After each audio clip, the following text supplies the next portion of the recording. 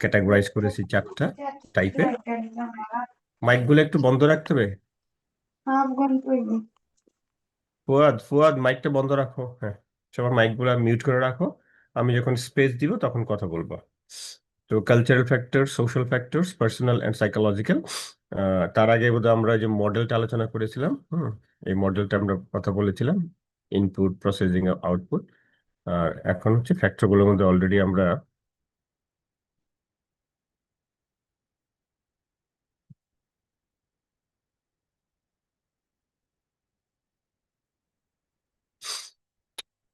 Culture আলোচনা করেছি, সাবকালচারটা আলোচনা করেছি। তো কালচার সাবকালচারের মধ্যে কি কারো কোনো কোয়েশ্চেন আছে এখান থেকে? ধরো যদি এরকম কোয়েশ্চেন আসে, সবগুলো ফ্যাক্টর হয়তো নাও আসতে পারে, যে সবগুলো ফ্যাক্টর ডিসকাস করো, তাহলে সংক্ষেপে লিখতে হবে। আর যদি ধরো এখান থেকে কোয়েশ্চেন আসে যে how does culture influence our buying pattern, বা হাউ ডাজ সাবকালচার, এরকম ভাবে আসতে পারে। হাউ ডাজ রেফারেন্স গ্রুপ, ভেঙে ভেঙেও আসতে পারে, খেয়াল রাখতে হবে একটু।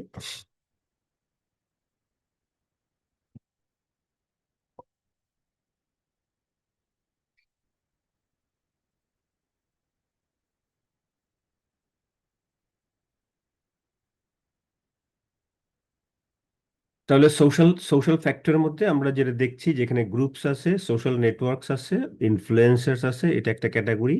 দেন হচ্ছে family, then roles and status. গ্রুপের মধ্যে আমরা গত ক্লাসে একটু আলোচনা করেছিলাম যে একজন পার্সনের বিহেভিয়ার বিভিন্ন গ্রুপ দ্বারা ইনফ্লুয়েন্স হতে পারে। তো অনেক সময় দেখা যায় যে পার্সনগুলা বিভিন্ন গ্রুপে বিলং করে। এর মধ্যে একটা গ্রুপ হচ্ছে সোশ্যাল কনটেক্সটে যে গ্রুপটা, এটাকে আমরা বলি মেম্বারশিপ গ্রুপস বলে থাকি। This groups often directly influence consumer behaviour. এর মধ্যে একটা গ্রুপ হচ্ছে রেফারেন্স গ্রুপ বলি, which is very important and powerful. Okay, reference group বলতে আমরা কি বুঝবো? এটা কনজিউমার বিহেভিয়ার কোর্সও তোমরা পাবা। রেফারেন্স গ্রুপ হচ্ছে, এটা একটা a person or a group who serves as a point of reference or comparison for N individual. তো লিখে রাখতে পারো, তোমরা চাইলে একটু কাগজ কলম দিয়ে লিখে রাখতে পারো। ও এখানে আছে, এখানে আছে, বইতে আছে, সরি। 166 পেজ নাম্বার আছে, লেখা লাগবে না। Serves as a point of reference or comparison for N individual. So এটা একটা পার্সন হতে পারে, একটা গ্রুপও হতে পারে। ঠিক আছে, who serves as a point of reference for comparison, তাই না, that influence our buying pattern. এটা দুই রকম আছে, এটাই বইতে নাই। একটা হচ্ছে primary reference group. Can you hear me, Ratul? Yes, sir. Okay okay okay. আচ্ছা, তো একটা হচ্ছে প্রাইমারি রেফারেন্স গ্রুপ, একটা হচ্ছে secondary reference group. So primary reference group কোনগুলো? যে রেফারেন্স গ্রুপের মেম্বারদের মধ্যে সবসময় একটা ইন্টারেকশন হয়, ডাইরেক্ট ইন্টারেকশন হয়, ফেস টু ফেস ইন্টারেকশন হয়। যেমন ধরো ফ্যামিলি একটা হতে পারে, কো ওয়ার্কার্স হতে পারে, নেইবার হতে পারে, হ্যাঁ, পেয়ার গ্রুপ হতে পারে। পেয়ার গ্রুপ মানে হচ্ছে association of like minded friends. এরা হচ্ছে তোমার একজন আরেকজন, একজন মেম্বার আরেকজন মেম্বারকে ইনফ্লুয়েন্স করতে পারে, করে, তাই না? অনেক সময় দেখা যায় যে লাইক মাইন্ডেড ফ্রেন্ড বন্ধুরা, চারজন পাঁচজন বন্ধু একসাথে চলতেছে, একই রকম ড্রেস, একই রকম গেট আপ। তো এর মধ্যে ধরো একজনে হয়তো একটা রিস্ট ওয়াচ বা একটা শার্ট কিনলো, এই বন্ধু তুমি এটা কোথায় কিনেছো, আমিও একটা কিনবো। সো ওর দ্বারা কিন্তু অন্যান্য মেম্বারদের মধ্যে একটা ইনফ্লুয়েন্স হতে পারে, সেটা যে কোনো কিছুতে হতে পারে, তাই না? এটাকে আমরা বলি প্রাইমারি রেফারেন্স গ্রুপ। কারা কারা আমরা বললাম? আমরা বললাম যে পিয়ার গ্রুপ, আমরা বললাম ফ্যামিলি মেম্বার্স, আমরা বললাম কোওয়ার্কার্স, নেইবার। এরা হচ্ছে আমার প্রাইমারি রেফারেন্স গ্রুপের মধ্যে পড়ে। আর সেকেন্ডারি রেফারেন্স গ্রুপটা হচ্ছে যে রেফারেন্স গ্রুপের মেম্বারদের মধ্যে ডাইরেক্ট ইন্টারেকশন হয় না, ইন্টারমিটেন্ট ইন্টারেকশন হয়। ইন্টারমিটেন্ট মানে স্লাইট ইন্টারেকশন হয়, এবং ইন্টারেকশনটা হয় থ্রু মিডিয়া, মাস মিডিয়া, তাই না? যেমন ধরো পলিটিক্যাল লিডার, পলিটিক্যাল লিডারের সাথে কিন্তু তার ফলোয়ারদের ইন্টারেকশন হয় না। হ্যাঁ, তারপরে যেমন ধরো তোমার রিলিজিয়াস লিডার, হ্যাঁ, এগুলোর সাথে কিন্তু নর্মালি হয় না। তারপরে যেমন ধরো সেলিব্রিটি আছে যারা, হ্যাঁ, সেলিব্রিটির মধ্যে কতগুলো ক্যাটাগরি আছে। সেলিব্রিটি বলতে আমরা কি বুঝি? বিখ্যাত ব্যক্তিত্ব, বরেণ্য ব্যক্তিত্ব বলি সেলিব্রিটি। যেমন ধরো একটা হতে পারে তোমার পপুলার এন্টারটেইনার্স, হ্যাঁ, পপুলার এন্টারটেইনার্স হতে পারে, যারা বিনোদন প্রদান করে, এরকম ব্যক্তিত্ব, হ্যাঁ, বাংলাদেশে যেরকম আছে না, এই যে আব্দুল্লাহ আবু সাইদ, আবুল হায়াত, এরকম টেলিভিশন ব্যক্তিত্ব, টেলিভিশন পার্সোনালিটিস, হ্যাঁ, পপুলার এন্টারটেইনার্স। তারপরে তোমার ধরো তোমার স্পোর্টস আইকনস যারা, হ্যাঁ, বিখ্যাত খেলোয়াড়, যেটা পাশ্চাত্য দেশগুলোতে রয়েছে, বাস্কেটবল আছে, ফুটবল আছে, ক্রিকেট, বেসবল আছে, এদেরকে কিন্তু একটা ব্র্যান্ড অ্যাম্বাসেডর হিসেবে নিয়োগ করে, হ্যাঁ, যারা একটা ব্র্যান্ডকে এন্ডোর্স করে, হ্যাঁ, ব্র্যান্ডের টেস্টিমনি তারা শো করে, দেখায়, হ্যাঁ, তাদেরকে ব্র্যান্ড অ্যাম্বাসেডর হিসেবে অ্যাপয়েন্ট করা হয়, তারা একটা ব্র্যান্ডের পক্ষে কাজ করে, তাই না? তারপরে যেমন ধরো মুভি স্টার্স, এটা আমরা দেখি সব জায়গায়, ইন্ডিয়াতে আছে, বাংলাদেশে খুব বেশি নাই, অন্য অন্য দেশগুলোতে আছে। তো এরা হচ্ছে ভাইটাল রোল প্লে করে আর কি, movie stars, sports icon, popular entertainer. So basically they serves as a point of reference, তার প্রচুর ফলোয়ার থাকে, প্রচুর ফ্যান থাকে। তো তাদেরকে দিয়ে যখন কোনো বিজ্ঞাপনে কাজে লাগানো হয়, কোনো প্রোডাক্ট বা ব্র্যান্ড বা কোনো কোম্পানির একটা পজিটিভ ইমেজ তুলে ধরা হয়, সেক্ষেত্রে দেখা যায় যে ওই সেলিব্রিটির যারা fan, they follow the standards of behaviour of that celebrity, তাই না? সেই হিসাবে একটা সিগনিফিক্যান্ট এবং প্রফাউন্ড ইম্প্যাক্ট রয়েছে on buying pattern by the reference group. Okay, তো এর বাইরে তাহলে আমরা আমরা দেখলাম কি কি, আমরা দেখলাম প্রাইমারি অ্যান্ড সেকেন্ডারি, দেখলাম সেকেন্ডারির মধ্যে সেলিব্রিটি, সেকেন্ডারির মধ্যে অপিনিয়ন লিডার, পলিটিক্যাল লিডার, তাই না? আমাদের দেশে যেমন ধরো বিভিন্ন পলিটিক্যাল লিডার, খুব বিখ্যাত ব্যক্তি, লিডার যারা অতীতে রয়েছে বা এখনো যারা আছে, তাদের একদম 1 2 3-এর মধ্যে যারা থাকে, তাদের অনেক ফ্যান থাকে, ফলোয়ার থাকে, সেগুলো অনেকে কিন্তু ফলো করে। আচ্ছা, তারপর যেমন ধরো এখানে ওপিনিয়ন লিডার বলে একটা টার্মিনোলজি আছে। ওপিনিয়ন লিডার হচ্ছে এটাও রেফারেন্স গ্রুপের মধ্যে পড়ে, যার মেইনলি স্পেশাল স্কিল থাকে, যার নলেজ থাকে, এবং একটা পার্সোনালিটি থাকে, এবং অন্যান্য ক্যারেক্টারিস্টিক্স থাকে, যেটা সোশ্যালি ইনফ্লুয়েন্স করে অন্যদেরকে। পার্সন, পেজ নাম্বার 167 দেখো, মার্জিনে দেয়া আছে, person within a reference group who because of special skills, knowledge, personality or other characteristics can socially influence others, যেটাকে আমরা ওপিনিয়ন লিডার বলে থাকি, ওপিনিয়ন লিডার, তাই না? আচ্ছা, তো এরা বিভিন্ন ব্র্যান্ডের ক্ষেত্রে ওরা মেইনলি অনেক সময় কাজ করে, তাই না? খুব বিখ্যাত ব্যক্তি, ওই ইয়ের মতোই আর কি, তোমার সেলিব্রিটিদের মতোই আর কি। আচ্ছা, এরপরে রয়েছে ওয়ার্ড অফ মাউথ ইনফ্লুয়েন্স, আমরা দেখি এটা এক ধরনের impact of personal recommendations of trusted friends, ঠিক আছে, family, associates and other consumers on buying behaviour, যেটা আমরা মার্কেটিং এ তো খুবই একটা এখনকার সময় একটা বিশাল, আমরা বলতে পারি একটা, কি বলা হয়, মিডিয়া বলতে পারি, ওয়ার্ড অফ মাউথ, WOM। তো এটা বাংলাদেশে ফিলিপ কোটলার বোধহয় একাধিকবার ভিজিট করেছিল, ফিলিপ কোটলার, যাকে আমরা মার্কেটিং এর গুরু বলি। সো তো আমি একটা সেশনে, আমাদের সিনেট ভবনে একটা সেশনে তার বক্তৃতা শোনার সৌভাগ্য হয়েছিল, ফিলিপ কোটলার।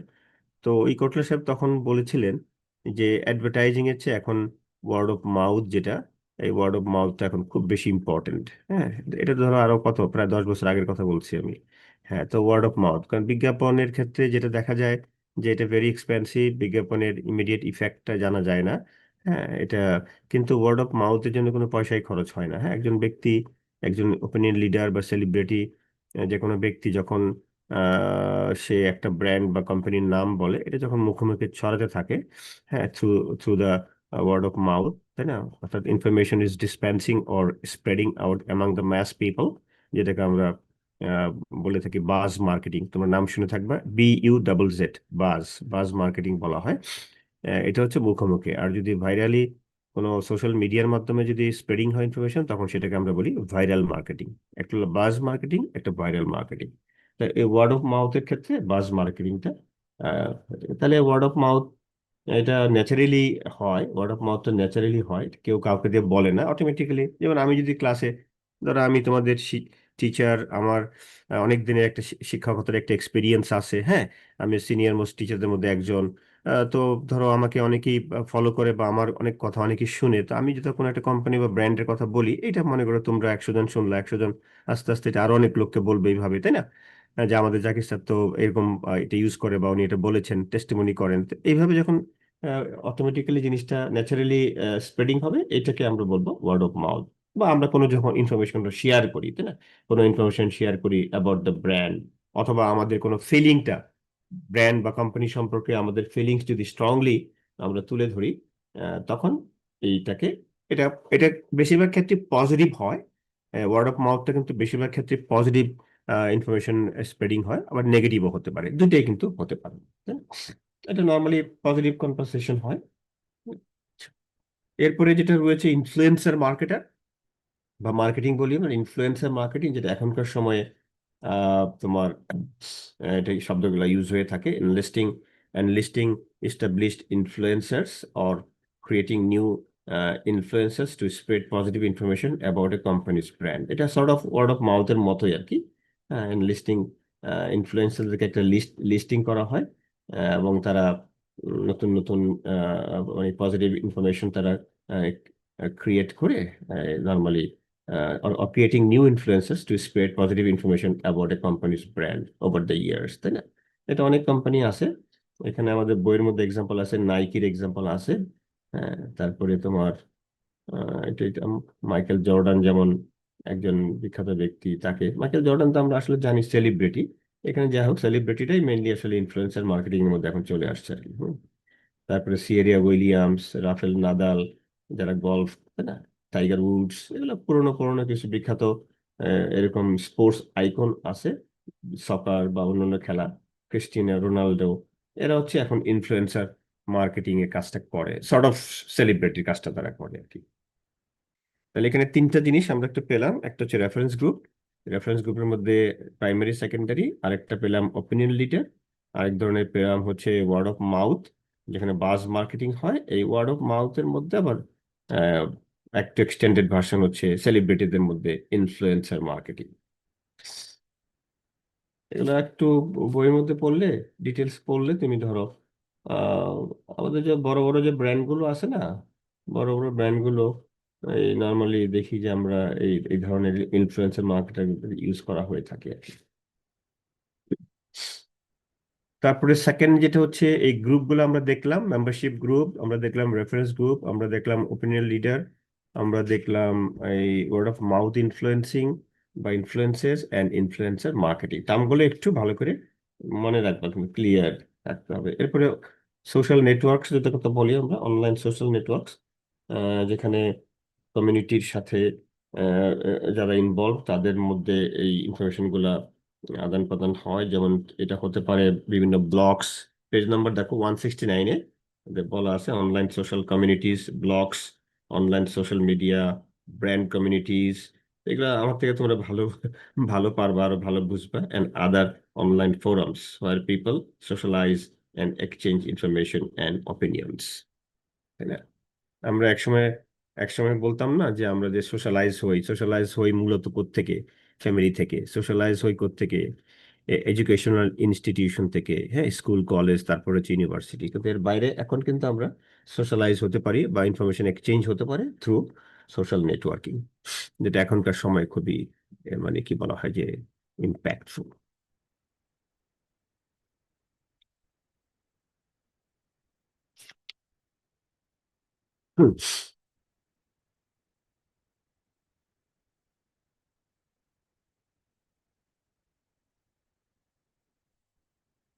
সোশ্যাল ফ্যাক্টরের মধ্যে সেকেন্ড যে আমরা সেকেন্ড যে ফ্যাক্টরটা ফ্যামিলি, ফ্যামিলি এটা একটা one of the most important membership গ্রুপও বলি আমরা। এটা কিন্তু ওই যে রেফারেন্স, ওই গ্রুপের মধ্যেও কিন্তু ফ্যামিলিটা পড়ে, যদি এখানে ফ্যামিলিটাকে আলাদা করে দেওয়া হয়েছে।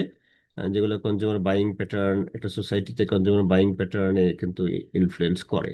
তো ফ্যামিলি মেম্বারদের একটা ইনভলভমেন্ট থাকে।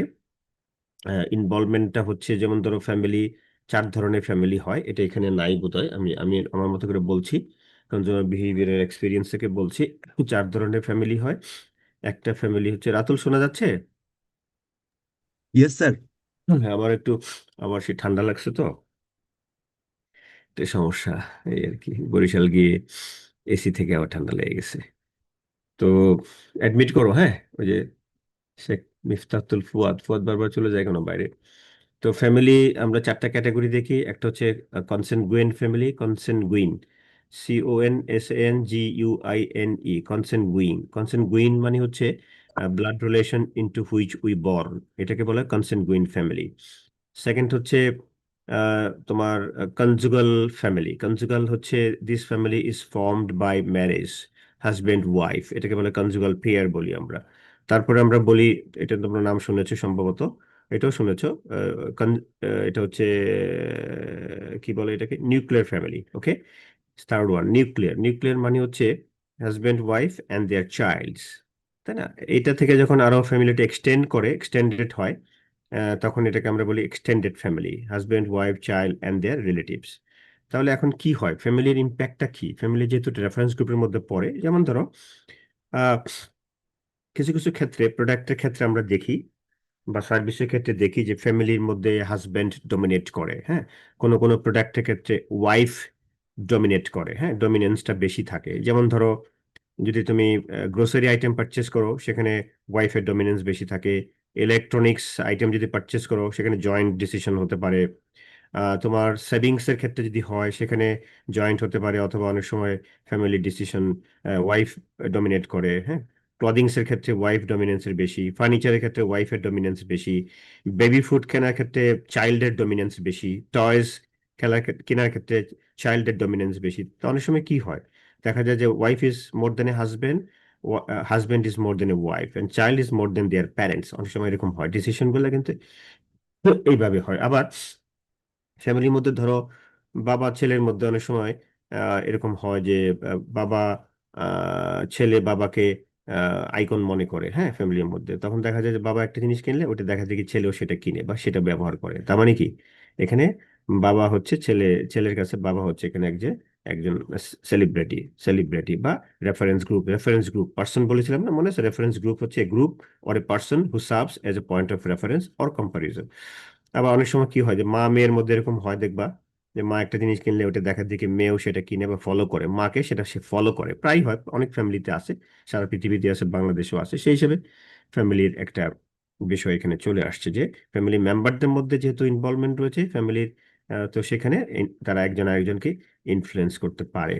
দেখো অনেক সময় যে বাচ্চারা যখন স্কুলে যায়, স্কুল থেকে একটা জিনিস দেখে এসে তখন বাবা মাকে সেটা তারা প্রেশার দেয়, ডমিনেট করে, হ্যাঁ, যে আমি, আমার বন্ধুরা তো এটা কিনেছে, মাইলো কিনেছে, হরলিক্স কিনেছে, আমারও সেই বেবি ফুডটা বা সেই সিরিয়ালটা লাগবে, এরকম কিন্তু হয়।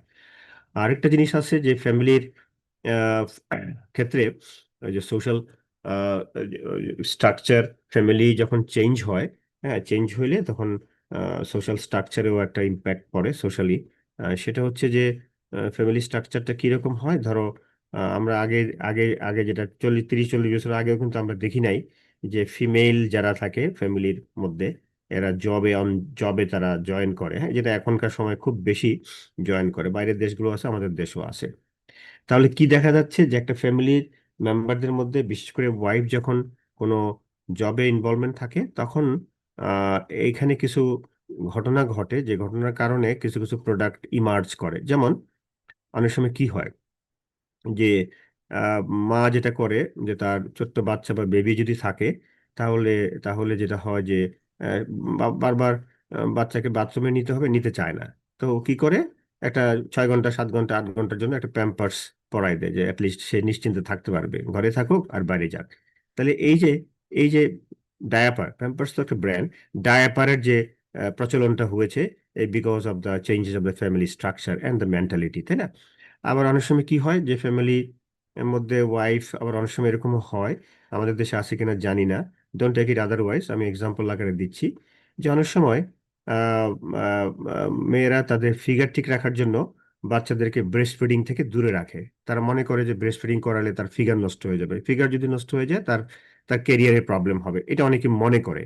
তখন তারা তারা রিল্যাক্টেন্ট থাকে ব্রেস্ট ফিডিং থেকে। তো এতে করে কি করে, যারা baby food marketers, they have taken the opportunity. তখন এই বেবি ফুড মার্কেটাররা এদিকে এগিয়ে আসছে, বেবি ফুড তারা তৈরি করেছে, হ্যাঁ। এবং আহ, তারা বলে যে, যদিও তারা বলে যে মায়ের দুধের কোনো বিকল্প নেই, কিন্তু তারা এই বেবি ফুড গুলাকে এইভাবে তারা প্রমোট করে বা করে আসছে। এটা একটা দেখি। থার্ড একটা এক্সাম্পল হতে পারে, সেটা হচ্ছে যে এই যে বাচ্চাদেরকে যে দুইজনই যেহেতু জব করে, দুইজন জব করলে ছোট বাচ্চাকে কোথায় রাখবে, তখন তারা এই যে ডে কেয়ার সেন্টার বা চাইল্ড কেয়ার সেন্টারে কিন্তু বেবিকে রাখতে হয়। এটা কিন্তু প্রচলন আমাদের দেশেও আছে, বাইরেও আছে, যে 7-8 ঘন্টা একটা ডে কেয়ার সেন্টারে রেখে আসলো, যেহেতু তারা দুইজনই জব করে, হ্যাঁ। তো এই যে আমাদের এই যে চেঞ্জ গুলা ফ্যামিলিতে, স্ট্রাকচার চেঞ্জ হওয়াতে কিন্তু দেখা গেছে যে বিভিন্ন রকমের প্রোডাক্টও কিন্তু ইমার্জ করেছে। তার মানে কি, ফ্যামিলির একটা ইম্প্যাক্ট আছে on buying pattern in different aspect. Third হচ্ছে roles and status. Okay, roles and status, আমরা অনেক সময় দেখি যে একজন পার্সন যেহেতু বিভিন্ন গ্রুপে বিলং করে, আহ, যেমন ধরো সে ফ্যামিলিতে বিলং করে, সে বিভিন্ন ক্লাবে বিলং করে, বিভিন্ন অর্গানাইজেশনে বিলং করে, অনলাইন কমিউনিটিসে বিলং করে একজন পার্সন। তো সেক্ষেত্রে এই রোল এবং স্ট্যাটাস একটা ইম্পর্টেন্ট একটা ফ্যাক্টর হয়, একজন বাইং প্যাটার্নকে ইনফ্লুয়েন্স করে। আমি খুব সংক্ষেপে একটু বলতেছি। যেমন ধরো একজন ব্যক্তি বিভিন্ন সিচুয়েশনে বিভিন্ন রোল প্লে করে। ফর এক্সাম্পল, আমি যদি আমার কথা বলি, আহ, কথা শুনতে পাচ্ছ তো? মাঝে মধ্যে একটু জিজ্ঞেস করি, কারণ অনেক সময় নেটওয়ার্কের প্রবলেম জি হয়। স্যার। ওকে জি ওকে ওকে, ঠিক আছে। তো ভূমিকা, রোল, মানে ধরো আমি আমি যখন ক্লাসে আসি, আমি একরকম রোল প্লে করি। ওকে, আমি যখন বাসায় থাকি, হাজবেন্ড হিসেবে আমি একটা রোল প্লে করি। আমি যখন বাজারে যাই কাস্টমার হিসেবে, আমি একটা রোল প্লে করি।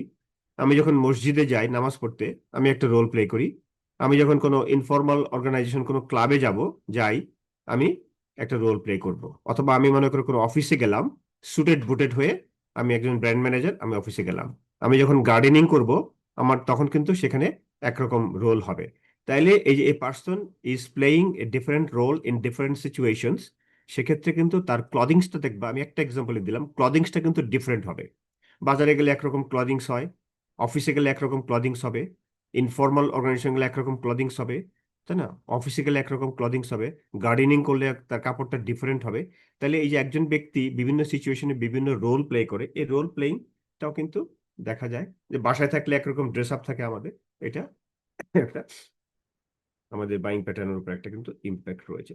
তো রোলের সাথে সাথে কিন্তু স্ট্যাটাসেরও একটা রিলেশন আছে। স্ট্যাটাসকে আমরা বলি যে ইট ইজ পজিশন ভার্টিক্যালি। হ্যাঁ, স্ট্যাটাস মর্যাদা, যেটাকে আমরা বলি স্ট্যাটাস। তো এটা রোলের সাথে সম্পর্কিত। বিভিন্ন রোল, ব্যক্তি ব্র্যান্ড ম্যানেজার তার একরকম স্ট্যাটাস, তাই না? আবার ধরো মিডিওকার যে একজন একজন একজন অ্যাসিস্ট্যান্ট, সে তার একরকম রোল রোল প্লে করে এবং তার স্ট্যাটাসটা ডিফারেন্ট। তো আমরা এটা আমেরিকাতে দেখা গেছে যে স্ট্যাটাসটা, ফুডের ক্ষেত্রে স্ট্যাটাসটা বেশি। যে যখন সে ফুড পারচেস করে, তখন তার যে স্ট্যাটাস সেটা তাকে বেশি ইয়ে করে, মানে ইনফ্লুয়েন্স করে থাকে। এটা আমেরিকান হয়তো তাদের রিসার্চের ফাইন্ডিংস। ঠিক আছে।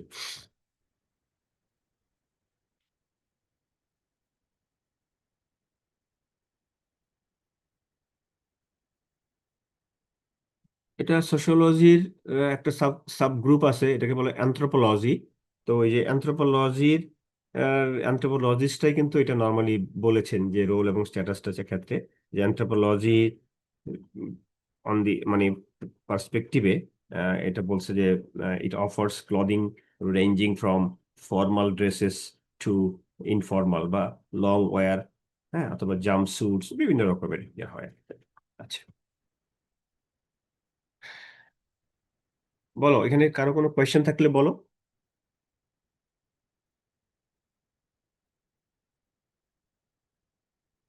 হ্যালো?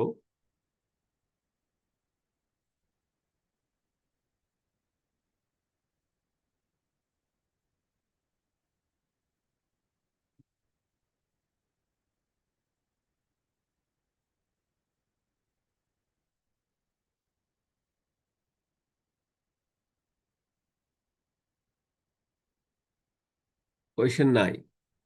ভালোই তো, আমাদের উপস্থিতি তো ভালোই আছে, 63 আছে, 62 আছে, ভেরি গুড, ভালো। আচ্ছা, ঠিক আছে, তাহলে আমরা পার্সোনাল ফ্যাক্টরে যাই।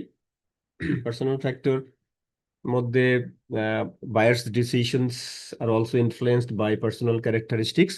এর মধ্যে age and life cycle stage আছে, দেন আছে occupation, then economic situation, environmental situation, lifestyle, personality and self concept. এগুলা খুবই নিজেরাই নিজেরাই পারবা, খুব কঠিন কিছু না। আচ্ছা, আমাকে একজনে বলো তো, রাতুল বলো, এইজ এন্ড লাইফ সাইকেল স্টেজের মধ্যে কি হতে পারে, বলো। স্যার এজ এন্ড লাইফ সাইকেলের কারণে কিন্তু অনেকের হচ্ছে আমাদের বাইং প্যাটার্ন গুলো চেঞ্জ হয়। যেমন হচ্ছে আমরা যদি ওল্ডার পিপল এর কথা ভাবি, তো সেক্ষেত্রে তারা কিন্তু একটু রিলিজিয়াস মাইন্ডের হয়ে যায়, তখন তারা অনেক কিছু আর কি কেনার টাইমে অনেক হ্যাঁ, ওই যে আতর কিনে, কিনতে হয়। পাঞ্জাবি কিনে, পায়জামা জি। কিনে, ওই তারপরে তোমার এগুলো কিনে, তাহলে তাদের ডিফারেন্ট ডিফারেন্ট ইয়ে হয়। তারপর ধরো যারা মিডল এজ যারা রয়েছে, হ্যাঁ, অথবা যারা টিন এজ আছে, অথবা যারা একদম মনে করো এটাকে কি বলা হয়, শৈশব, কৈশোর, এই যে ডিফারেন্ট স্টেজ গুলো আছে, স্টেজে কিন্তু ডিফারেন্ট নিড, এবং নিড অনুযায়ী কিন্তু তার কনজাম্পশনটা ডিফারেন্ট হবে। এইটুকু মনে রাখতে হবে যে বয়সের তারতম্যের কারণে কিন্তু লাইফ সাইকেল স্টেজের কারণে কিন্তু ডিফারেন্ট নিড আসবে, ডিফারেন্ট নিডে ডিফারেন্ট প্রোডাক্ট অ্যান্ড সার্ভিসেস তার প্রয়োজন হবে। Okay, fine. আরেকজন একটু বলো তো, অকুপেশন, প্রফেশন কিভাবে আমাদের বাইং প্যাটার্নকে ইনফ্লুয়েন্স করে? তৃষা আছে? তৃষা, হ্যালো?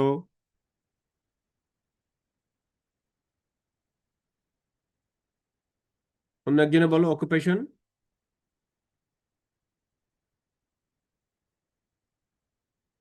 জুবাইর বলো, সাদ আল জুবাইর।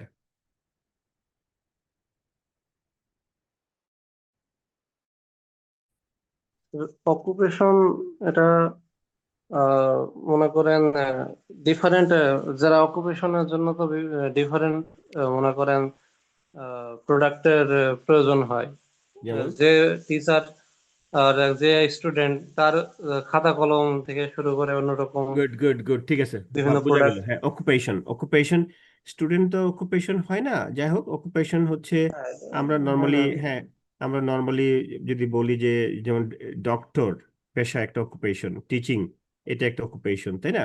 ইঞ্জিনিয়ার এটা একটা অকুপেশন, বিজনেসম্যান একটা অকুপেশন, ছাত্র, হ্যাঁ ছাত্র হইতে পারে, হাউস ওয়াইফ এটা একটা অকুপেশন। যে অকুপেশন কি, গৃহিণী। তাহলে এই যে চার পাঁচটা ক্যাটাগরি আমরা বললাম, তুমি যেটা বললা, প্রত্যেকটা ক্যাটাগরি, যেমন ডাক্তার যখন তার যে পেশায় ডাক্তার চিন্তা করে তার মতো করে সে প্রোডাক্ট বা জিনিসগুলো চিন্তা করে, সে নিউট্রিশনাল ভ্যালুগুলো প্রোডাক্টে খুঁজে। ইঞ্জিনিয়ার যখন কোনো কিছু কিনতে যায়, তখন সে কিন্তু টেকনিক্যাল পার্টগুলো একটু বেশি খুঁতখুঁতে থাকে, তাই না? প্রত্যেকটা একটা ইনক্লিনেশন থাকে। টিচার যখন কোনো কিছু কিনে, টিচারের সামর্থ্য অনুযায়ী সে তার, কারণ টিচারের ইনকাম কম, টিচার আবার সেখানে গিয়ে কিছু শিখাই দিয়ে আসে, বক বক করতে থাকে। স্টুডেন্ট যখন হয়, স্টুডেন্টকে আবার একটু বেশি বার্গেন করে, ভাই টাকা পয়সা নাই, কম কম রাখেন, চলতে পারি না, ইত্যাদি ইত্যাদি, তাই না? এরকম সবারই হয়। বা যে যে রিক্সাওয়ালা, রিক্সা চালায়, তার একটা পেশা, কর্মজীবী, তারও একটা পেশা, তারও তো ক্রয় সামর্থ্য যতটুকু আছে এর মধ্যে তাকে চলতে হয়, তাই না? তাহলে পেশা নির্ধারণ করে দিবে তার বাইং প্যাটার্ন বা বাইং সিচুয়েশনটা কি হয়, তাই না? সো এটা একটা আমরা ইন্ডিকেটর বা ফ্যাক্টর বলতে পারি, পার্সোনাল ফ্যাক্টর। ওকে, গেল, ভেরি গুড। ইকোনমিক সিচুয়েশন, একজন একটু বলো তো, হীরামণি বলো, 137 রোল নাম্বার। স্যার, আমার হচ্ছে গিয়া ধরেন ইচ্ছা হচ্ছে গিয়া আইফোন কেনার, এখন আমার টাকা আছে কিনা ওইটাও তো দেখতে হবে। ওইটাও তো দেখতে হবে, ওইটাও দেখতে হবে। তার মানে কি, তার মানে মার্কেটাররা বুঝে যে একটা কনজিউমার যে প্রোডাক্ট কিনবে তার সেই পারচেজিং পাওয়ারটা আছে কিনা। তাহলে তাহলে মার্কেটারের কাজটা কি? মার্কেটারের কাজ হচ্ছে যে কনজিউমারের ইনকামটাকে কনসিডার করা, দেখা, তাই না? প্রত্যেক ব্যক্তির কিন্তু একটা নিজস্ব ইনকাম থাকে, তো ইনকামটাকে কনসিডার করা। ইনকামের মধ্যে আবার ডিসপোজেবল ইনকাম আছে, ডিসক্রিশনারি ইনকাম আছে, এর মধ্যে আবার ধরো ক্রেডিট পলিসি আছে, হ্যাঁ, এর মধ্যে সেভিংস রেট আছে। এগুলো কিন্তু মার্কেটাররা চিন্তা করে, এবং অ্যাকর্ডিংলি কিন্তু প্রোডাক্ট, ডিফারেন্ট ইনকাম গ্রুপের জন্য ডিফারেন্ট প্রোডাক্টগুলো অফার করা হয়। তাহলে ইকোনমিক সিচুয়েশনে ইনক্লুডস এগুলো পড়বে, আমরা যেটা বললাম, income, disposable discretionary income, credit policy, হ্যাঁ, সেভিংস রেট, ইত্যাদি ইত্যাদি। ওকে। আচ্ছা, আরেকজনে বলো তো, এনভায়রনমেন্টাল সিচুয়েশন কি হতে পারে? যেটা environmental circumstances can affect consumer attitude and buying behaviour.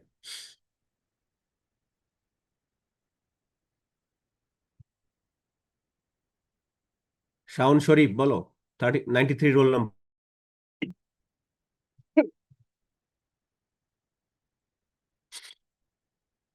Shaon কি আছে? জি স্যার। বলো, পারবা? Environmental situation. আহ,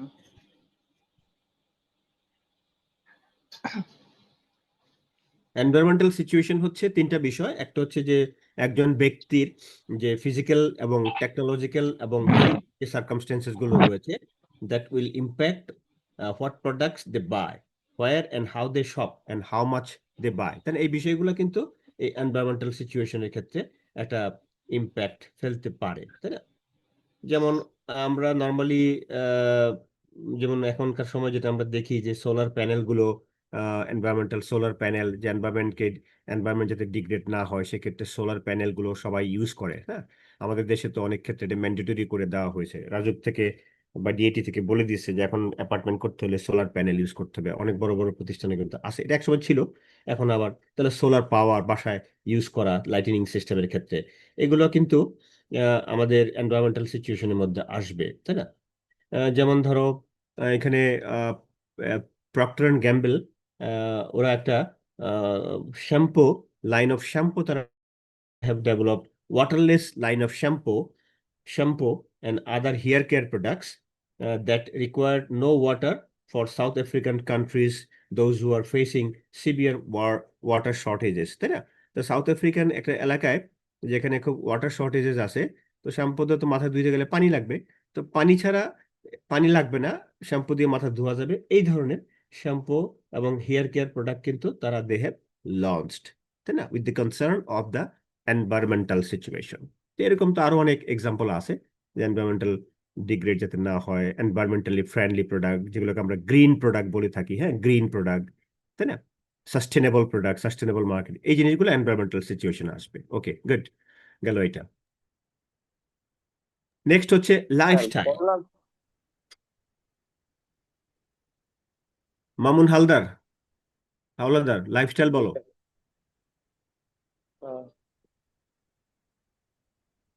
স্যার এটা হইতে পারে এরকম যে আমার রুচি, তারপরে আমার ব্যক্তিত্ব, এসব ক্ষেত্রে যেমন আমার টেস্ট কেমন এই অনুযায়ী হচ্ছে আমার কেনাকাটা একরকম হইতে পারে। আর মানে এক একজনের ক্ষেত্রে এক এক রকম পার্থক্য করতে পারে, যে লাইফস্টাইল আমার বলতে, রুচি যদি হ্যাঁ, এরকম। লাইফস্টাইলটা খেয়াল রাখতে হবে যে লাইফস্টাইল মানে কি, আর যেটাকে আমরা বাংলায় বলি জীবন মান বা জীবন ধাঁচ, তাই না? তো এটা একজন ব্যক্তির, এটাকে বলা হয় a person's pattern of living in a society, তাই না, as expressed in his or her activities, interest এবং অপিনিয়ন। তাহলে প্যাটার্নস অফ লিভিংটা তিনটা বিষয় দ্বারা ডিটারমাইন হয়, এটাকে আমরা বলি AIO ডাইমেনশন আছে, একটা ডাইমেনশন বা ভেরিয়েবল। এ মানে হচ্ছে অ্যাক্টিভিটিস, আই মানে হচ্ছে ইন্টারেস্ট, ও মানে হচ্ছে ওপিনিয়ন, তাই না? AIO dimension. অ্যাক্টিভিটিস এর মধ্যে মানুষ কি কি অ্যাক্টিভিটিস করে, যেমন ধরো সে কাজ করে, ওয়ার্ক করে, তার বিভিন্ন হবি আছে, সে শপিং করে, আহ, তারপর তার সেই স্পোর্টসে তার একটা ইনভলভমেন্ট থাকে, তাই না, সোশ্যাল ইভেন্টে তার একটা ইনভলভমেন্ট থাকে। তো এগুলো হচ্ছে বিভিন্ন অ্যাক্টিভিটিসে মানুষের ইনভলভমেন্ট থাকে, এটা দ্বারা লাইফস্টাইল নির্ধারণ হয়। তারপর হচ্ছে ইন্টারেস্ট। ইন্টারেস্ট মানে হচ্ছে আগ্রহ, কোথায় আমার আগ্রহ আছে। একজন ব্যক্তির আগ্রহ থাকে ফুডে, একজন ব্যক্তির আগ্রহ থাকে ফ্যাশনে, একজন ব্যক্তির আগ্রহ থাকে উইদিন দি ফ্যামিলির মধ্যে তার বেশি আগ্রহ থাকে, একজন ব্যক্তির আগ্রহ থাকে রিক্রিয়েশনে। তাহলে ফুড, ফ্যাশন, ফ্যামিলি, রিক্রিয়েশন, এগুলোতে মানুষের ইন্টারেস্ট বেশি থাকে। অ্যান্ড ওপিনিয়ন্স, মতামত দেয়। মানুষ মতামত দেয় কি সম্পর্কে? নিজের সম্পর্কে মতামত দেয়, সোশ্যাল ইস্যুতে মতামত দেয়, বিজনেস বিষয়ে মতামত দেয়, প্রোডাক্ট বা ব্র্যান্ড সম্পর্কে মতামত দেয়, কোম্পানি সম্পর্কে মতামত দেয়। এই যে তিনটা আমরা মানে একটাই ডাইমেনশন AIO, তাহলে আমরা বলবো যে AIO ডাইমেনশন দিয়ে কিন্তু একজন ব্যক্তির এই লাইফস্টাইলটা নির্ধারণ হয়, যেটাকে আমরা বলি patterns of living which is expressed in his or her AIO dimension. বুঝা গেল? জি স্যার। আমার যদি ফুডে আগ্রহ থাকে তাহলে আমি ফুড কিনবো, আমার আমি কি কি ফুড কিনবো, তখন মার্কেটের তখন কি হবে, এই ফুডের দিকে তার একটা নজর থাকবে, কোন কাস্টমার কি ধরনের ফুড চায়, অ্যাকর্ডিংলি সেই ফুড। এখনকার যে ফ্যাশন ট্রেন্ডটা কি সেদিকে মার্কেটের তার ইনভলভমেন্ট থাকবে, কারণ ফ্যাশন আমাকে ইনফ্লুয়েন্স করে, তাই না? ফ্যাশন হচ্ছে স্টাইল থেকে ফ্যাশনে আসে, ফ্যাশনটা আস্তে আস্তে যেটা মেজরিটি পিপল একসেপ্ট করে, তখন তো মানুষের মধ্যে এই ফ্যাশনটা তো ডিসেমিনেট হয়, তাই না? তারপরে ধরো আমার আমার যদি রিক্রিয়েশনে থাকে, রিক্রিয়েশন কোন ধরনের রিক্রিয়েশন এখনকার সময় বেশি লোকজন পছন্দ করে, তাই না, যেটাকে আমরা বলি এখন এই যে আমাদের দেশে যে বিভিন্ন রকমের প্যাকেজ গুলা আছে না, যে রিসোর্ট গুলা হচ্ছে বিভিন্ন জায়গায়, হ্যাঁ, মানুষ এখন ঘোরাফেরা দেশের বাইরে পছন্দ করে, ইত্যাদি ইত্যাদি, গেল এটা। এরপরে হচ্ছে লাইফস্টাইলটা দেখলাম, lifestyle is determined by AIO dimension. Lifestyle বলতে আমরা কি বুঝবো? আমরা বলবো প্যাটার্ন অফ লিভিং, একটু সহজভাবে বোঝার জন্য, patterns of living, a persons patterns of living which is determined by activities, interest, and opinion. তারপরেরটা হচ্ছে personality and self concept. Personality and self concept, ব্যক্তিত্ব এবং সেলফ কনসেপ্ট বা সেলফ এস্টিম বলি। ব্যক্তিত্ব বলতে আমরা কি বুঝি?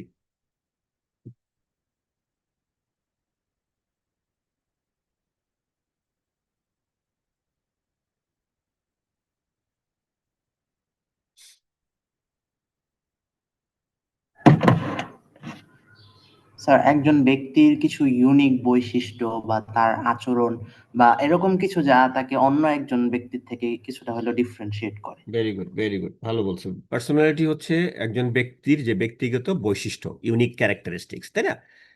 অথবা আমরা বলি যে combination of different traits of an personal trait, TRAIT, trait মানে সে বৈশিষ্ট্য। যেমন একজন ব্যক্তি খুব সুন্দর করে কথা বলে, একজন ব্যক্তি ইন্ট্রোভার্টেড, একজন ব্যক্তি এক্সট্রোভার্টেড, একজন ব্যক্তি বেশি খরচ করে, একজন ব্যক্তি কম খরচ করে। এগুলো হচ্ছে ব্যক্তির ব্যক্তিগত গুণাবলী, তাই না? ব্যক্তিগত গুণাবলী। তাহলে পার্সোনালিটি, পার্সোনালিটি কিভাবে আমাদের বাইং প্যাটার্নকে ইনফ্লুয়েন্স করতে পারে বলো?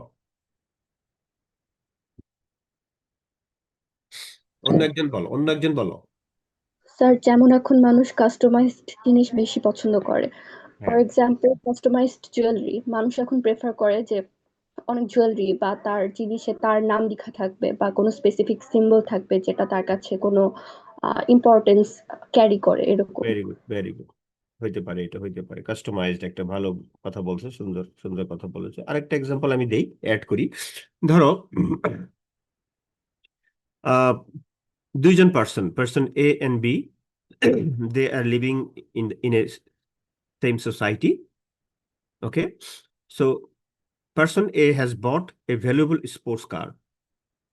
He can afford to buy the sports car. For example, he spends 3 crore taka, for example. If you ask him, why did you purchase this car? Person A will say, it's my great pleasure.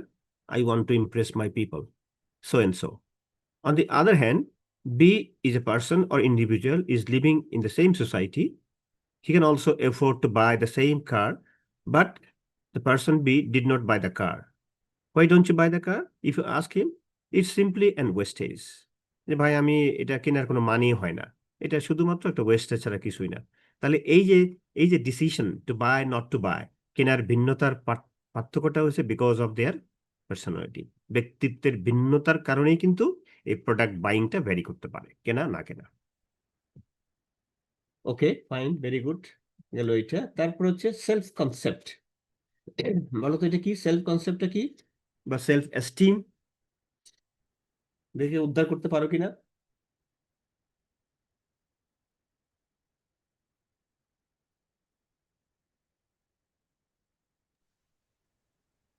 এখানে একটা জিনিস একটু খেয়াল করতে হবে। আমি কিছু কিছু জিনিস স্কিপ করে যাচ্ছি। যেমন এখানে পার্সোনালিটির মধ্যে একটা টার্ম আছে ব্র্যান্ড পার্সোনালিটি, এটা একটু দেখবা, সেকেন্ড প্যারাতে আছে। হ্যাঁ, কিছু কিছু জিনিস একটু খেয়াল রাখতে হবে। Brand personality is the specific mix of human traits that may be attributed two a particular brand. হ্যাঁ, এগুলো একটু দেখবা। হুম, আরো কিছু কথা বোধহয় আছে। রিসার্চারের কিছু বোধহয় ফাইন্ডিংস এখানে আছে। Researchers have identified 5 brand personality traits. হ্যাঁ, researchers have identified 5 brand personality traits. একটা হলো সিনসিয়ারিটি, একটা হচ্ছে এক্সাইটমেন্ট, একটা হচ্ছে কম্পিটেন্স, একটা হচ্ছে সফিস্টিকেশন, আর একটা হচ্ছে রাগেডনেস। রাগেডনেস, এই পাঁচটা ইয়েটা একটু দেখবা তোমরা। হ্যাঁ, ব্র্যান্ড পার্সোনালিটি ট্রেট, পাঁচটা ট্রেট। সিনসিয়ারিটির মধ্যে যেমন ডাউন টু আর্থ, অনেস্ট, তারপরে হোলসাম, চেয়ারফুল। এক্সাইটমেন্টের মধ্যে আছে daring, spirited, imaginative, up to date. কম্পিটেন্সের মধ্যে আছে রিলায়েবল, ইন্টেলিজেন্স এন্ড সাকসেসফুল। সফিস্টিকেশনের মধ্যে আছে glamorous, upper class, charming. And রাগেডনেসের মধ্যে আছে যে আউটডোরসি অ্যান্ড টাফ।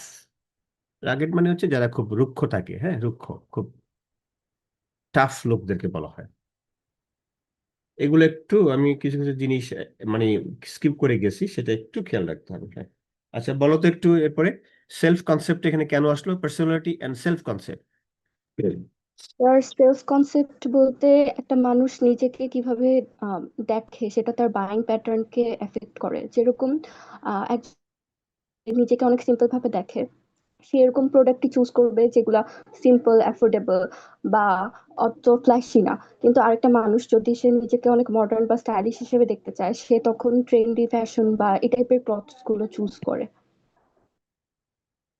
হ্যাঁ, ঠিক আছে, এটা একটা হইলো। আর অন্যভাবে কেউ কি বলতে পারে? বলো তো, একটু অন্যরা একটু বলো তো।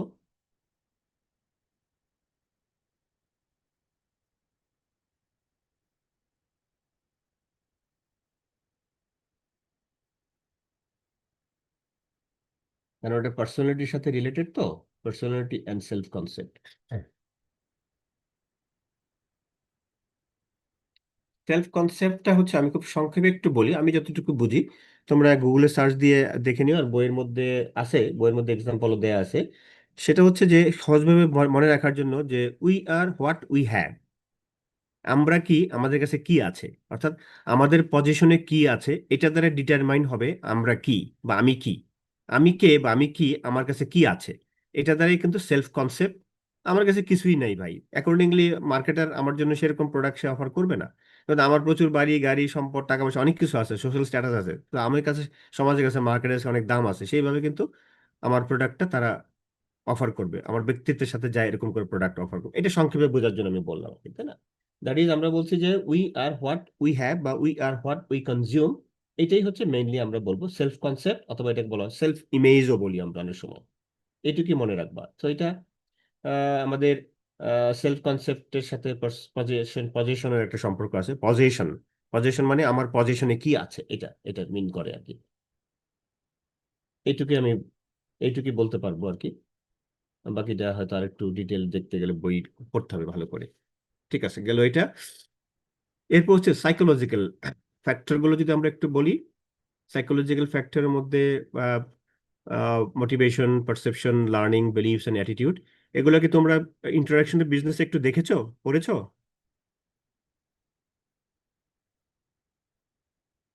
হ্যালো,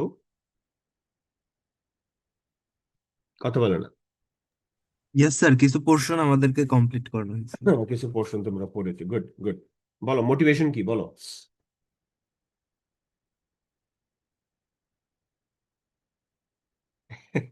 আচ্ছা থাক, ঠিক আছে।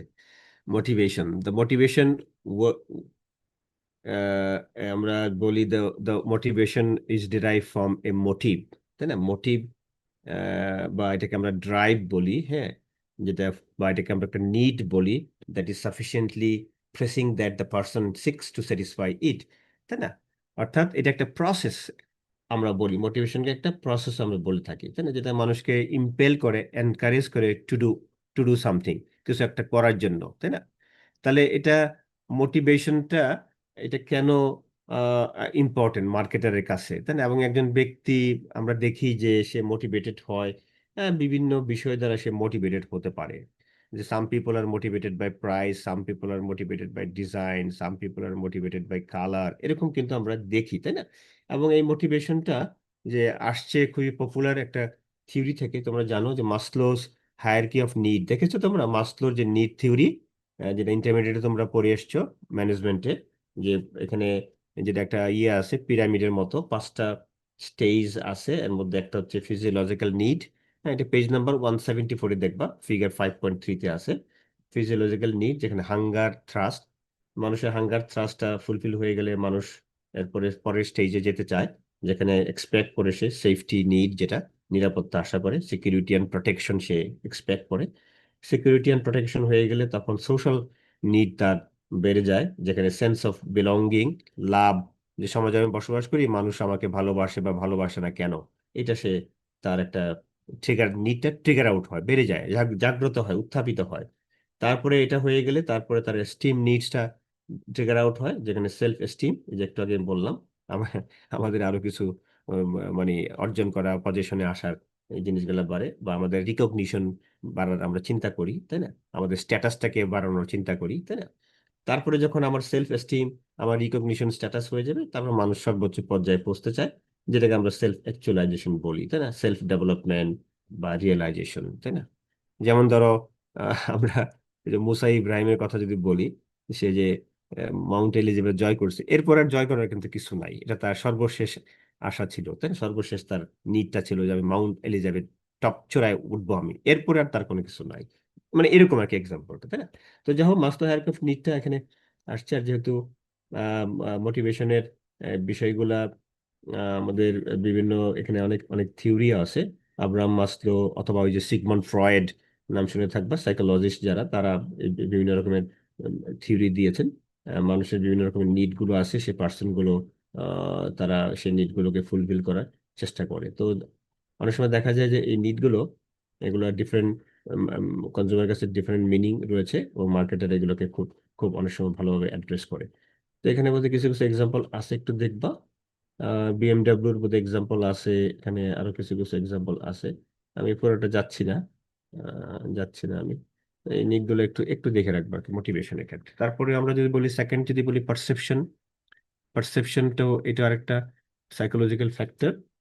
পারসেপশনটা হচ্ছে the process by which people select, organise and interpret information to form a meaningful picture of the world, তাই না?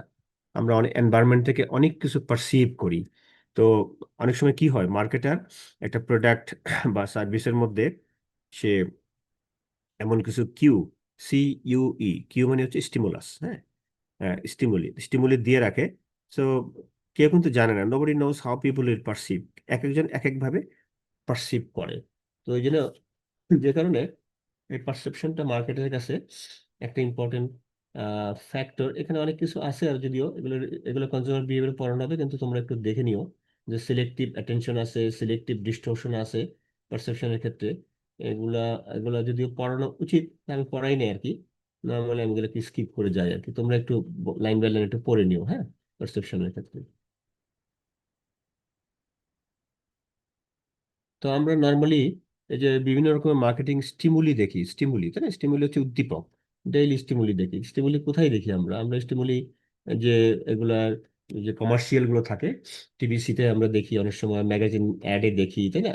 বিলবোর্ড থাকে, সোশ্যাল মিডিয়াতে থাকে, স্মার্টফোন পোস্ট গুলাতে থাকে, তাই না? সেগুলা পোস্ট দেখে বা এগুলো দেখে আমরা কিন্তু অনেক সময় পারসেপশন আমাদেরকে ইনফ্লুয়েন্স করতে পারে যে হ্যাঁ, আমার এই একটা আমি আমি পারসিভ করতেছি যে আইফোনকে আমি 16 কিনবো না 17 কিনবো। যখন দেখলাম যে না, 17টাতে দেখতে ভালো লাগে, 17 ডিজাইনটা সুন্দর, 17 ক্যামেরাগুলো অথবা লুকটা সুন্দর, এটা একটা স্লিম, এটা একটা হ্যাঁ, আউটলুকটা ভালো, এইটা আমাকে হয়তো এভাবে পারসিভ করতে পারে। আমার কাছে, আরেকজনের কাছে মনে হতে পারে যে না, 16টাই দেখতে সুন্দর, 16টাই আমি কিনবো। হ্যাঁ, মানি ডাজেন্ট ম্যাটার, এরকম অনেকে চিন্তা করে। এটা মোটিভেশনের মধ্যে কিছু, কারো কাছে কালার ইম্পর্টেন্ট হতে পারে, ডিজাইন ইম্পর্টেন্ট হতে পারে, কে কিভাবে পারসিভ করে এটা কেউ জানে না। ওকে, খুব সংক্ষেপে আমরা এখানে আলোচনা করছি। তারপর হচ্ছে লার্নিং, ভেরি ইম্পর্টেন্ট একটা আহ, আমরা ফ্যাক্টরস বলতে পারি, ক্যারেক্টারিস্টিক্স বলতে পারি, that influence our buying pattern. Learning, এটা সহজভাবে খুব মনে রাখবা। লার্নিং এটাও একটা প্রসেস, সবগুলোই কিন্তু প্রসেস। মোটিভেশন যেমন একটা প্রসেস, তাই না? পারসেপশন একটা প্রসেস, লার্নিং একটা প্রসেস। প্রসেস আমরা কেন বলি? কারণ লার্নিং অকার্স থ্রু এক্সপেরিয়েন্স। খেয়াল রাখতে হবে লার্নিংটা কিভাবে অকার করে, থ্রু এক্সপেরিয়েন্স, অভিজ্ঞতার ভিত্তিতে। হ্যাঁ, তো লার্নিং আমরা বলি যে it's a process by which an individual minds and thoughts are change permanently through trial and error, through repetition. যে ট্রায়াল অ্যান্ড এরর অথবা রিপিটেশনের মাধ্যমে কিন্তু মানুষের এই শিক্ষণটা হয়, লার্নিংটা হয়, তাই না? তো এগুলা কিছু এক্সপেরিমেন্টেশন আছে, তোমরা এগুলো কনজিউমার বিহেভিয়ারে পাবা, বা অলরেডি তোমরা সাইকোলজিতে পাবা। আগে তো সাইকোলজি পড়বা, তারপরে কনজিউমার বিহেভিয়ারে যাবা। যেমন প্যাভলভস এক্সপেরিমেন্ট। হ্যাঁ, প্যাভলভ হচ্ছে একজন ফিজিওলজিস্ট। তিনি একটা এক্সপেরিমেন্ট করেছিলেন যে কতগুলো কুকুর এবং মাংসের পেস্ট তিনি নিয়েছিলেন। তো মাংসের পেস্টটা হচ্ছে স্টিমুলি। তো কুকুরকে যখন মাংসের পেস্টটা দেওয়া হয়, কুকুর তখন একটা রেসপন্স করে। কি রেসপন্স করে? সে জিহ্বা বের করে সে সালাইভেট করে, লালা ফেলতে থাকে, এটা হচ্ছে তার রেসপন্স। তখন কিন্তু সে খাবার পায়নি। হ্যাঁ, তো তখন খাবার দিয়ে খাবার খেয়ে ফেলে। তো এইভাবে একাধিকবার যে এই স্টিমুলি খাবার দেওয়া হয়, খাবার দিলে কুকুর লালা ফেলে। তারপরে মাঝখানে একবার কি করে, এই এক্সপেরিমেন্টের মাঝখানে একবার ঘন্টা বাজানো হয়, খাবার দেওয়ার আগে খাবার দেয়, লালা ফেলে, আবার খাবার দেয়, লালা ফেলে, খাবার দেওয়ার আগে একটা ঘন্টা বাজায়, আবার খাবার দেয়, এরকম আফটার সাম পেয়ারিংস। তখন দেখা গেছে যে ঘন্টার সাথে, রিং দ্য বেলের সাথে স্যালাইভেশনের একটা সম্পর্ক আছে। আগে খাবার দেখলে কুকুর লালা ফেলতো, এখন খাবার দেওয়ার আগে ঘন্টা বাজালে সে স্যালাইভেট করতে থাকে। তার মানে কি, কুকুরের যে বিহেভিয়ার এবং তার যে মাইন্ড কিন্তু চেঞ্জ হয়েছে কিভাবে, আফটার সাম পেয়ারিংস, অর্থাৎ আফটার সাম রিপিটেশন রিপিট করা হয়েছে, যে খাবার স্যালাইভেট, খাবার স্যালাইভেট, খাবারের আগে ঘন্টা স্যালাইভেট, ঘন্টা স্যালাইভেট, তারপর খাবার, এইভাবে মাধ্যমে কিন্তু কুকুরের আচরণের একটা পার্মানেন্ট চেঞ্জ হয়েছে, তাই না? পার্মানেন্ট চেঞ্জ হয়েছে। এরকম আরেকটা এক্সপেরিমেন্ট আছে, স্কিনার্স এক্সপেরিমেন্ট বলি। স্কিনার একজন ব্যক্তি, উনি কবুতর অথবা ইঁদুরকে নিয়ে তিনি স্টাডি করেছিলেন, যে একটা খাঁচার মধ্যে, পিজিয়নও ছিল বোধহয়, খাঁচার মধ্যে তাকে ঢুকায় রাখছে। তো সে বাইরে খাবার দেওয়া হয়েছে, এটা খাবারের জন্য সে ভিতরে লাফাইতে থাকছে, ছটফট করতেছে। তো এক পর্যায়ে ছটফট করতে করতে দেখা যায় যে লিভারটা খুলে যায়, খাঁচার লিভারটা খুলে সে বের হয়। তো এরকম কয়েকবার করতে করতে তখন তার একটা চেঞ্জ আসছে। সে অটোমেটিক্যালি কি করে, অটোমেটিক্যালি খাবার দেখলে ওই লিভারটা প্রেস করে খুলে বের হয়ে যায়। তাহলে মার্কেটিং এ এটার ইমপ্লিকেশনটা কোথায়? মার্কেটিং এটার ইমপ্লিকেশনটা হচ্ছে যে যখন একটা অ্যাডভার্টাইজমেন্ট দেওয়া হয়, আমরা যখন একটা অ্যাড দেখি, অ্যাডটা হচ্ছে কি একটা স্টিমুলি। তো আমরা কি করি, অ্যাড দেখলে আমরা নর্মালি স্কিপ করি, দূর এগুলোতে অ্যাড দিবে। তো অ্যাড কি করে, রিপিটেডলি দেয়, বারবার দিতে থাকে। দিতে দিতে দিতে দিতে কি হয়, এক পর্যায়ে আমরা কিন্তু রেসপন্স করি, আচ্ছা দেখি না কি দিছে, একটা মিনি শ্যাম্পু বলতেছে এটা 50 টাকার দাম, অথবা একটা প্রোডাক্ট দিতেছে এটা কিনলে আপনার খুব ভালো হবে ইত্যাদি ইত্যাদি। তা আমরা প্রোডাক্টটা পারচেস করলাম আমাদের এক্সপেকটেশন অনুযায়ী, দেখা গেলো যে হ্যাঁ প্রোডাক্টটা খুব ভালো হয়নি, তাহলে আমরা স্কিপ করব, সুইচ করব, অন্য ব্র্যান্ডে চলে যাবো। আর যদি দেখা যায় না আমার যে এক্সপেকটেশন সেটা কাছাকাছি অথবা তার থেকে বেটার প্রোডাক্টের পারফরমেন্স, তখনই আমি কিন্তু প্রোডাক্টটা আবার কিনবো, কিনতে কিনতে আমি কিন্তু লয়াল হব, তাই না? তাহলে এই যে রিপিটেশন বা অথবা আমরা বললাম ট্রায়াল এন্ড এরর ফলে কি হচ্ছে, আমার থট এবং মাইন্ডে একটা চেঞ্জ হচ্ছে এবং আমি কিন্তু লয়াল হয়ে যাচ্ছি, রিপিট পারচেস করতে করতে লয়াল হচ্ছে। তাহলে brand preferences are strengthen leading to brand loyalty. আমি ব্র্যান্ডটা প্রেফার করলাম, এটা আস্তে আস্তে আমি ব্র্যান্ডের ভিতরে লয়াল হইলাম। এটা কিন্তু এমনি এমনি হয়নি, হঠাৎ করে হয় না, ট্রায়াল এন্ড এরর রিপিটেশন, তাই না? এটাই হচ্ছে লার্নিং থিওরির মূল বিষয়, যেটা খুব ইম্পর্টেন্ট বিষয়। আমার যদি কোনো ব্র্যান্ড জানা না থাকে, যেমন ধরো আমি একটা ট্রাউজার কিনতে গেলাম, একটা লিভাইসের ট্রাউজার কিনতে গেলাম, আহ, অথবা অথবা লিভাইস না, মনে করো আমি একটা দোকানে গেলাম বিভিন্ন ব্র্যান্ডের, এখানে এখানে জিন্সের প্যান্ট আছে, কথা কথা যে ছেলেরা জিন্সের প্যান্ট কিনে, তা আমি একটা ব্র্যান্ড দেখলাম, ধরো তোমার গ্যাপ, কথার কথা আমি আমেরিকার একটা ইয়েতে গেলাম, একটা স্টোরে গেলাম, আমি যা দেখলাম গ্যাপ পরলাম দেখি অনেক ঢোলা, তারপর লিভাইস পরলাম দেখি অনেক টাইট, তারপরে ধরো হয়তো মনে করে এবিসি ব্র্যান্ড বা র্যাংলার দেখলাম, এটা এটা বসতে গেলে আর ঝামেলা হয়। তারপরে ধরো আরেকটা ব্র্যান্ড দেখলাম, যে ব্র্যান্ডটা পরার পরে দেখলাম পারফেক্ট ফিট। তার মানে কি, আমি 3-4টা ব্র্যান্ড ট্রায়াল দেওয়ার পরে 4 নম্বর ব্র্যান্ডে এসে আমার ফিটিংটা পারফেক্ট হলো। তার মানে কি, আমি ট্রায়াল দিলাম, ট্রায়াল এন্ড এরর ফলে 4 নম্বরে আমার এসে কিন্তু পারফেক্ট ফিট হলো এবিসি ব্র্যান্ড। আমি যখন নেক্সট কিনতে যাব তখন কিন্তু আমার আর দেখার দরকার নাই, আমি বলবো যে ভাই, আমার ওয়েস্ট 32, তুমি এই ব্র্যান্ড আছে দাও, আমার আর ট্রায়াল দেওয়ার দরকার নেই। তার মানে কি, অলরেডি উই আর এক্সপেরিয়েন্সড, তাই না? তাহলে এটা হয়েছে কিভাবে, হঠাৎ করে হয়নি, লার্নিং এর মাধ্যমে কিন্তু হয়েছে। যে আমরা যে ব্র্যান্ড প্রিফার করি, হ্যাঁ আমরা যে ব্র্যান্ড লয়াল হই, যে কোনো ব্র্যান্ড বা যে কোনো সার্ভিস, যে কোনো একটা অর্গানাইজেশন, এটা কিন্তু সবসময় লার্নিং থিওরির মাধ্যমে কিন্তু হয়, লার্নিং থিওরি, তাই না? এখানে ক্লাসিক্যাল কন্ডিশনিং আছে, এখানে অপারেন্ট কন্ডিশনিং আছে, এগুলো তোমরা পাবো এখানে। ওকে, তারপর হচ্ছে বিলিভস এন্ড অ্যাটিটিউডস, তাই না? বিলিভসটাকে আমরা বলি, এটা একটা ডেসক্রিপটিভ থট বলা হয়, that a person holds about something, তাই না? তো বিলিভসটা নর্মালি এটা হতে পারে রিয়েল নলেজের মাধ্যমে হতে পারে, এটা ওপিনিয়নের মাধ্যমে হতে পারে, অথবা ফেইথের মাধ্যমে হতে পারে, তাই না? বা ইমোশনাল চার্জের মাধ্যমে মানুষের কিন্তু এই ফেইথটা ডেভেলপ করে, তাই না? বিলিফটা ডেভেলপ করে। তাহলে বিলিফটা অ্যাটিটিউডের সাথে সম্পর্কিত, কারণ অ্যাটিটিউড নর্মালি পিপলদের বিভিন্ন রকমের বিভিন্ন বিষয়ের প্রতি তার একটা মনোভাব থাকে। যেমন ধরো রিলিজিয়নের প্রতি মানুষের অ্যাটিটিউড থাকে, পলিটিক্সের প্রতি মানুষের অ্যাটিটিউড থাকে, ক্লদিংস এর প্রতি মানুষের অ্যাটিটিউড থাকে, মিউজিকের প্রতি মানুষের অ্যাটিটিউড থাকে, ফুডের ক্ষেত্রে থাকে, এরকম বেশিরভাগ ক্ষেত্রে কিন্তু মানুষের একটা অ্যাটিটিউড থাকে। তাহলে অ্যাটিটিউডটা কি? অ্যাটিটিউড হচ্ছে একজন ব্যক্তির সাইকোলজিক্যাল একটা ফ্যাক্টর বা ইনফ্লুয়েন্স দ্যাট মানে affect the buying pattern of a person. Okay, তাহলে এটাকে আমরা বলি enduring favorable and unfavorable evolutions, emotional feelings and action tendency toward an object বা toward objects, তাই না? তো অ্যাটিটিউড কিন্তু হবে কি অবজেক্টস। তাহলে অবজেক্ট গুলো এই যে বললাম কি কি অবজেক্ট, যে অবজেক্ট হতে পারে, ব্র্যান্ড হতে পারে, প্রোডাক্ট হতে পারে, প্রোডাক্ট ক্যাটাগরি হতে পারে, তারপরে প্রোডাক্ট লাইন হতে পারে, কোম্পানি হতে পারে, সার্ভিস হতে পারে, পার্সন হতে পারে, তাই না? তারপর তোমার ধরো কোনো মিউজিক হতে পারে, কোনো ফুড হতে পারে, যে অলরেডি আমি বলেছি। তাহলে এগুলোর প্রতি মানুষের কিন্তু একটা অ্যাটিটিউড থাকে। অ্যাটিটিউডটা পজিটিভ হলে মানুষ রেসপন্স করবে, কিনবে। আর অ্যাটিটিউড যদি নেগেটিভ হয়, they will not buy, switch করবে।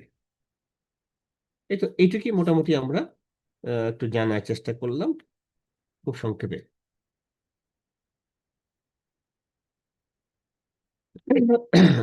অ্যাটিটিউডের ক্ষেত্রে একটা ইম্পর্টেন্ট বিষয় হচ্ছে যে মানুষ নর্মালি ইভালুয়েট করে। আমরা যে বললাম যে এন্ডিউরিং ফেভারেবল এবং আনফেভারেবল ইভালুয়েশন, হ্যাঁ, রিলেটিভ এবং কনসিস্টেন্ট ইভালুয়েশন করে, কনসিস্টেন্ট একটা ইভালুয়েশন করে এবং তার ফিলিংস কাজ করে এবং একটা অ্যাকশন টেন্ডেন্সি ডেভেলপ করে to to an object or an idea. Object, হ্যাঁ। তো অ্যাকশন টেন্ডেন্সি মানে কি? অ্যাকশন টেন্ডেন্সি হচ্ছে likely to likely to buy, likely to buy in future, যে আমি ভবিষ্যতে কিনবো। আমার এই টেন্ডেন্সিটা ডেভেলপ করবে আমার অ্যাটিটিউডের উপর। আমার যদি অ্যাটিটিউড ফর্ম হয়, না পজিটিভ অ্যাটিটিউড, তাহলে কিন্তু আমার এটা কেনার পসিবিলিটি সামনে আছে। এই জন্য মার্কেটাররা সবসময় চেষ্টা করে যে একটা অ্যাটিটিউড, কাস্টমার অ্যাটিটিউডটা বোঝা। অ্যাটিটিউড, অনেক সময় অ্যাটিটিউড চেঞ্জ হয়, হ্যাঁ, সেই অ্যাটিটিউড চেঞ্জটাকে প্রোটেক্ট করার জন্য অনেক সময় মার্কেটাররা কাজ করে, ইত্যাদি ইত্যাদি। এগুলো কনজিউমার বিহেভিয়ারের ডিটেলস, এই সবগুলো কিন্তু আলাদা আলাদা চ্যাপ্টার পাবা কনজিউমার। এই যেখানে যা আছে না, এই সবগুলো বিশেষ করে কালচার, সাবকালচার, সোশ্যাল ক্লাস। এখানে কিন্তু আরেকটা জিনিস আমি বলি নাই, যেহেতু নাই বইয়ের মধ্যে, এই যে সোশ্যাল কালচারাল ফ্যাক্টরের মধ্যে এটা আসবে। কালচার, সাবকালচার, সোশ্যাল ক্লাস এখানে নাই, দেওয়া হয়নি কেন জানি, এই ডিরেকশনে বাদ দিয়ে দিয়েছে। সোশ্যাল ক্লাস একটা একটা ইম্পর্টেন্ট ফ্যাক্টর। সোশ্যাল ক্লাসটাকে আমরা বলি যে এটাকে বলা হয় large group, a large group in a population sharing the same lifestyle who are classified according to their social prestige বলি, তাই না?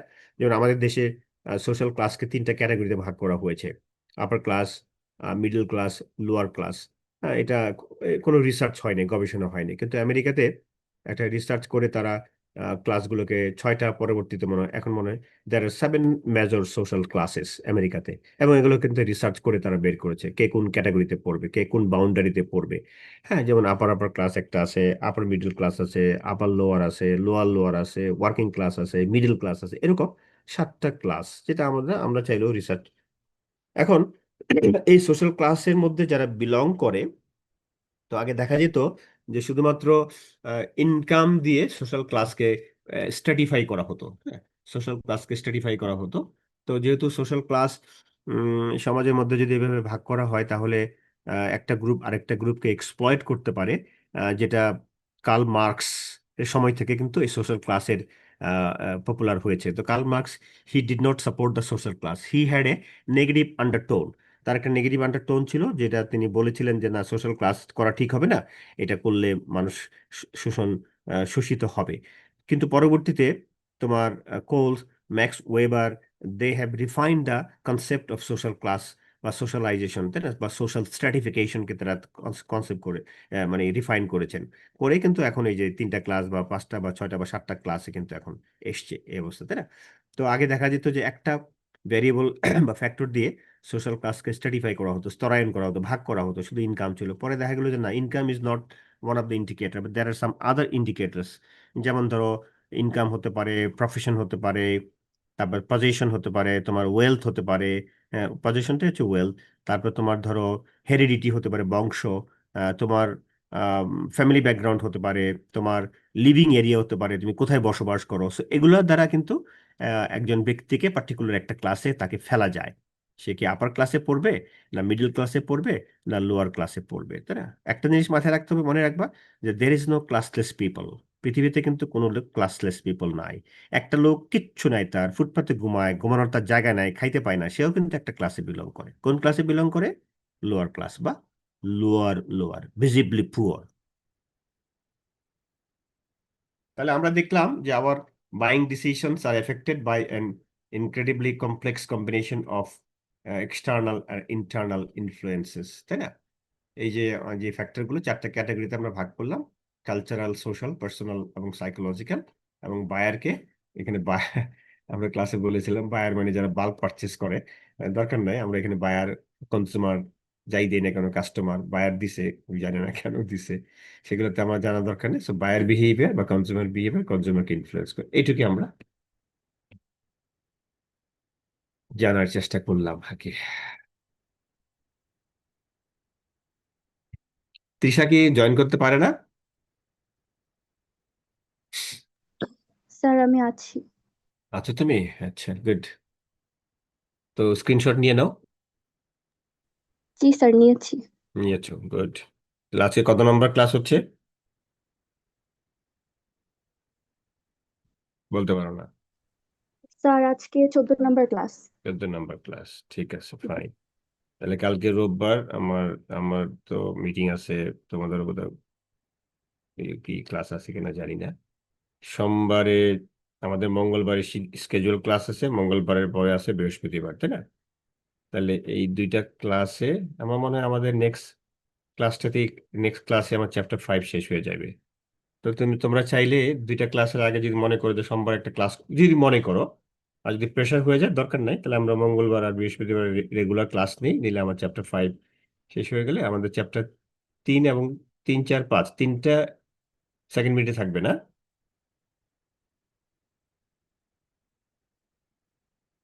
সেকেন্ড মিনিটে কি তিনটা থাকবে, 3, 4, 5 এরকম বলেছিলাম? স্যার না, আপনি বলেছিলেন 3 আর 5 থাকবে। শিওর? জি স্যার, শিওর। আচ্ছা, ঠিক আছে। বলো, কারো কোনো কোয়েশ্চেন থাকলে বলো। হ্যালো?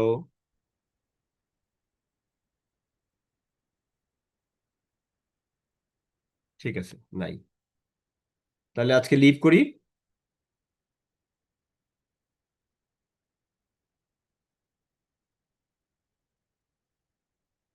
নেক্সট যে ক্লাসটা হবে, নেক্সট ক্লাসটাতে কিন্তু ইম্পর্টেন্ট জিনিস ডিসকাশন করব, পরীক্ষার জন্য কিন্তু ইম্পর্টেন্ট। নেক্সট ক্লাস কেউ মিস করো না, কি বলেছি? Okay sir. হ্যাঁ, নেক্সট ক্লাসটা কেউ মিস করো না, চেষ্টা করবো সবাই আসার জন্য। তাহলে আল্লাহ হাফেজ, আল্লাহ হাফিজ স্যার। ভালো থাকো আসসালামু সবাই, thank take you sir. Care, take care, আল্লাহ হাফেজ।